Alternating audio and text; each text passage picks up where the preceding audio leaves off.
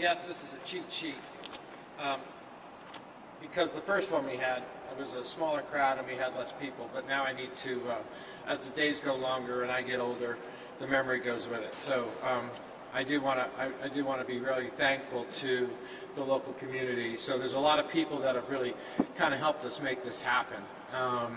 We have Frank and Frank Lou Sr. and Frank Lou Jr., along with Steve Gibson and John Neal, who are the developers of this whole Sawyer Yards area. And without their cooperation, we really wouldn't be sitting here today. It's, as you can see, it's a pretty major project, and we can get into some of the details later, but having that local community, you know, get behind us and really support us and champion this project only helps us. And then, you know, on top of that, we have Susan Christensen from the mayor's office, who has been nothing but our supporter from the start. So we've had a really good run. So we got a lot of work to do, as you can see, just like every other project in and around the Super Bowl. This is probably one of the bigger ones, but it's, you know, there's a lot of projects happening around the Super Bowl. So all the city support has been amazing. The local community has gotten behind us, and we're here to really kind of just elevate the area and be a piece of the Super Bowl community in and around Super Bowl. You know, we're moving right along on construction. We shut down this afternoon to have you fine folks here for us for a few hours. We got a lot of work to do, but, you know, we'll get there. So what I'd like to do is I really, you know, I think it's important that I introduce Susan, and I'd like her to kind of, from her words, tell you how we work together and how we bring big groups together and communities together to create these one-of-a-kind events. Thanks, Jeff. You're welcome. Hey, good morning, everyone. Isn't this amazing? Just in a few short weeks, what has been done for this temporary building to host one of the most magnificent events, private events, that will take place during Super Bowl. You know what happens in every city. And I am so pleased. I've said it before, I'll say it again, the caliber of, with this producing entity, the team that he has brought in, but also the team that he has built here in Houston.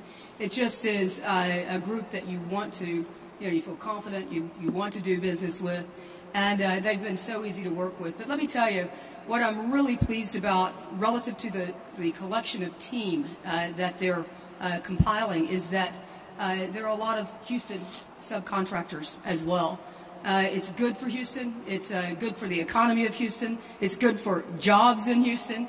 And so while you see all this construction, these construction crews around, and as you watch this develop, know that that's putting Houston workers to work. And so I'm really happy about that. And that's a lot about what the Super Bowl brings, is business to Houston, and we should all be embrace that and be appreciative, because, you know, it doesn't always happen this way. A lot of times events come here and they come in a box or a truck or a number of trucks, and there's not as much job opportunity. So I really applaud Jack and his team for providing this opportunity and building this amazing facility, which also will magically disappear after the Super Bowl. It's kind of an interesting feat, and it sort of fits the image of Houston and Texans. You know, we do bring things think out of the box, and so I want to applaud Jack for that.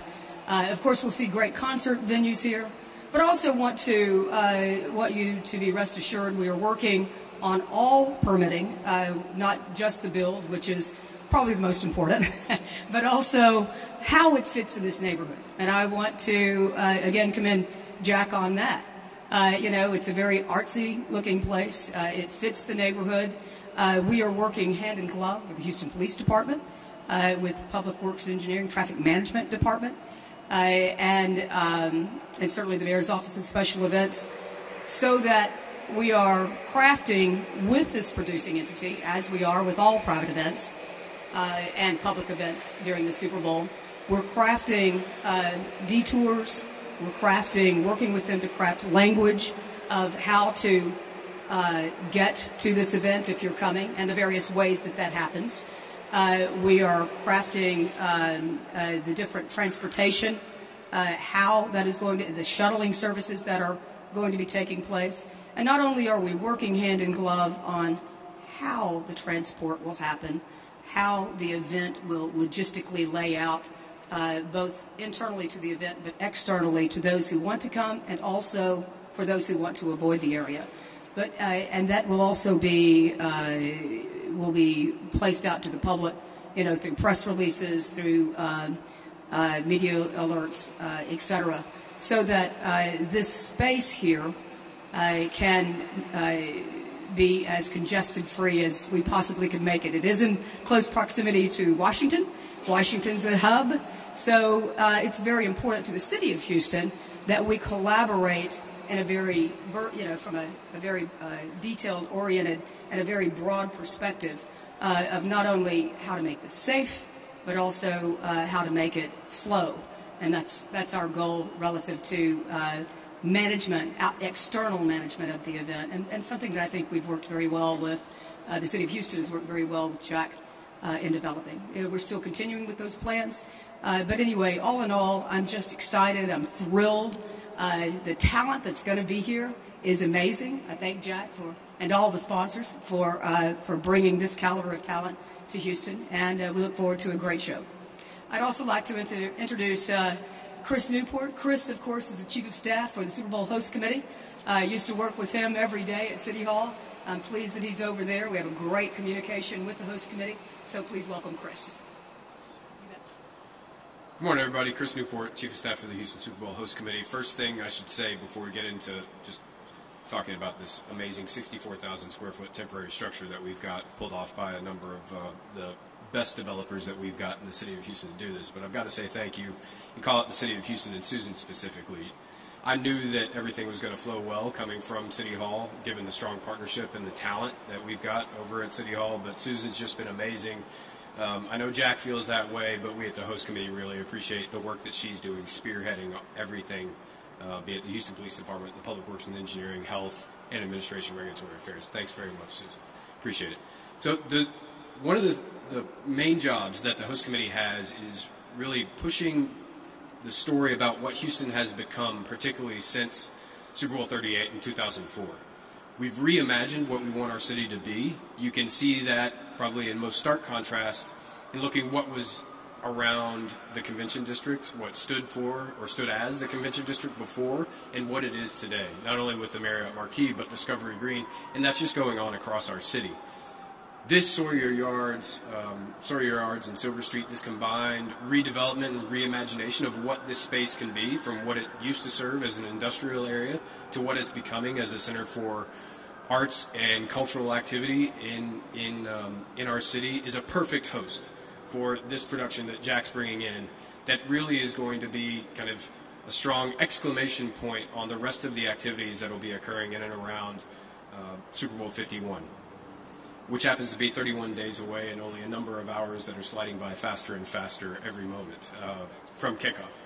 Yeah.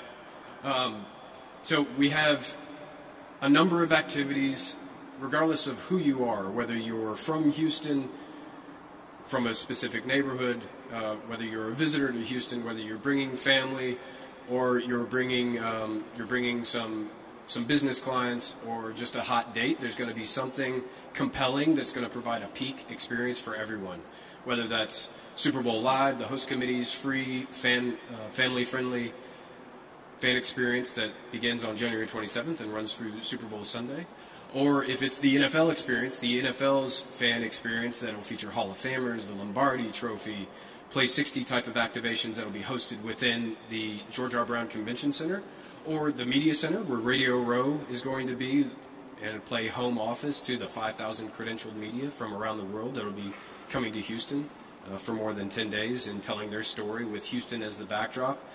And then February 2nd through 4th, that Jack's going to get into more specifics of, this wonderful world-class entertainment experience that you'll be able to have here at Club Nomadic. It's just a remarkable opportunity that we have to showcase Houston, showcase everything that we've become, and really kind of tell the story as the NFL views Super Bowl 51 as the first Super Bowl of the next 50 years and setting the new standard for what Super Bowl is now and will become. And Houston, from the host committee's perspective, is the city of the future. This is a perfect place to host these types of events, and we're excited to have it. And Jack, why don't you come back up and get into a little bit more specifics. Thanks, everyone.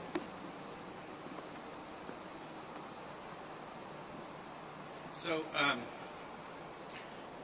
thank you, Susan and Chris, for those kind words. It's not often you get to take a crazy idea and elevate it to something that we're doing here. And so, it was back in, I think, June that we got to meet Susan for the first time, and it wasn't just us having a meeting. She made sure to kind of get all the building and fire and police, up to speed early on, so that we could kind of, it's a fast track project. Projects like this, and Steve can contest to this, don't happen in 6-8 months without the support of the local building department, fire, traffic. We keep going back to that in just about every one of our conversations. There really is a reason for it. It is so important. This stuff doesn't happen without that support. We're not some big city producer coming out of New York thinking that we're just going to take over a piece of land and plop down whatever we want. There's a lot of stuff that we have to go through, the nitty-gritty detail, the days that we're in the building department, working through plans, going through revisions. These gentlemen over here get to take 6-8 months to go through that whole design process before they even put the first shovel in the ground. Unfortunately, we got to build this plane while it's flying. So we really want to thank the city to help that's been supporting us